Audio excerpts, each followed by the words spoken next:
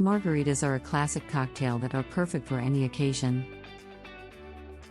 They are easy to make and can be customized to suit your taste. Here's how to make a traditional margarita. Ingredients: 2 ounces tequila, 1 ounce lime juice, half an ounce triple sec or Cointreau, salt for rim, optional. Rim a glass with salt, if desired. To do this, run a lime wedge around the rim of the glass and then dip the rim into a plate of salt.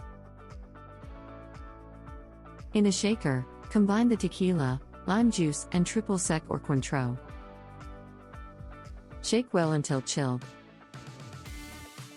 Strain the mixture into the salt-rimmed glass filled with ice. Garnish with a lime wheel and enjoy. If you prefer your margaritas sweeter, you can adjust the amount of triple sec or Cointreau to taste.